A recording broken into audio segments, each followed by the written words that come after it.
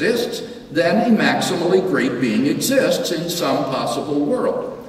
3, if a maximally great being exists in some possible world, then it exists in every possible world. 4, if a maximally great being exists in every possible world, then it exists in the actual world.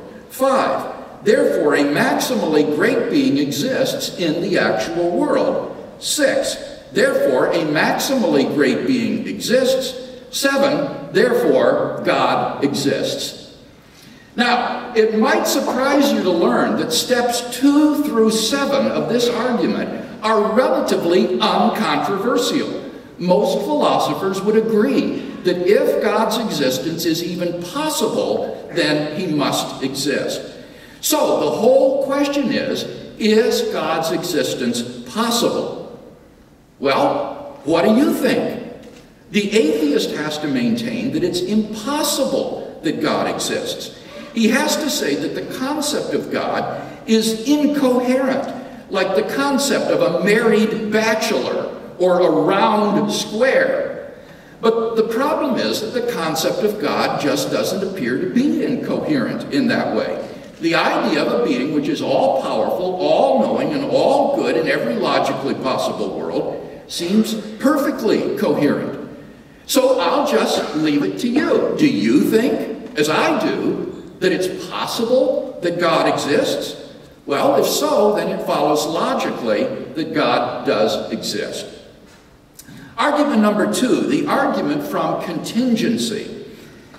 The deepest question of philosophy is, why does anything at all exist?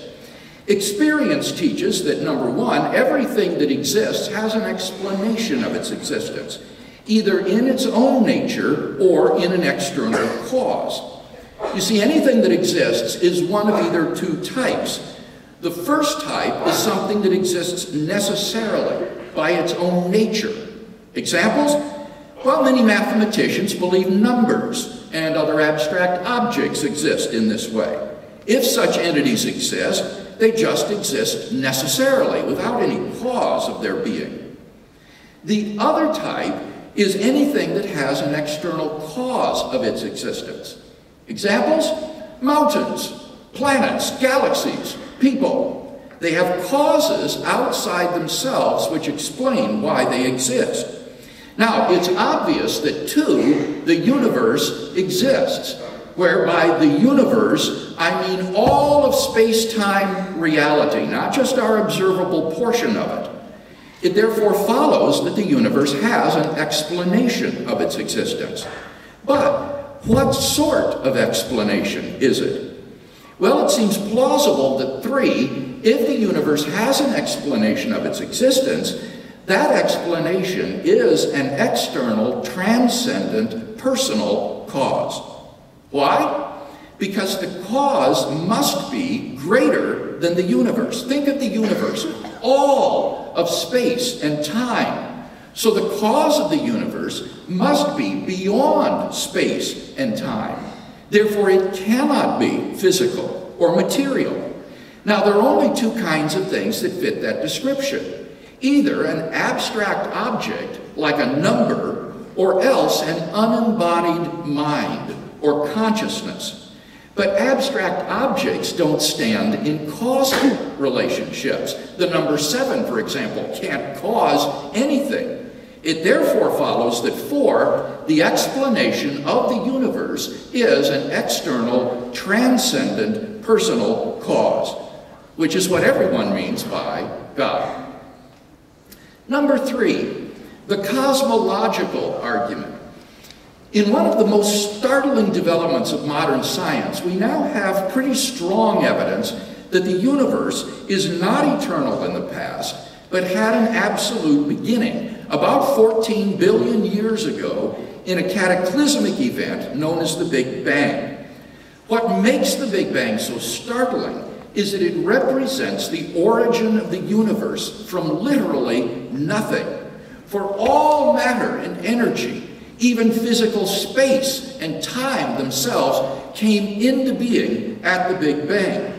As the physicist P.C.W. Davies explains, The coming into being of the universe, as discussed in modern science, is not just a matter of imposing some sort of organization upon a previous incoherent state, but literally the coming into being of all physical things from nothing. That description holds not only for the standard Big Bang model, but also for quantum gravity models, like that of the famous physicist Stephen Hawking. And thus Hawking reports in his book, The Nature of Space and Time, and I quote, "Almost everyone now believes that the universe and time itself had a beginning at the Big Bang." But then the inevitable question arises, why?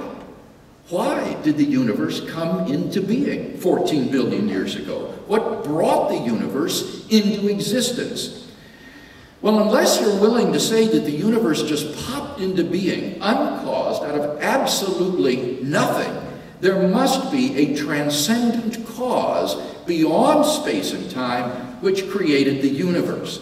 And thus, from premise one, everything that begins to exist has a cause, and two, the universe began to exist. It follows logically that three, therefore, the universe has a cause. Now, as the cause of space and time, this cause must be a timeless, spaceless, immaterial being of unfathomable power. Therefore, it must also be personal as well. For the only thing that could fit that description, as we've seen, is an unembodied mind. And thus, we're brought not merely to a transcendent cause of the universe, but to its personal creator. Number 4, the moral argument. If God does not exist, then objective moral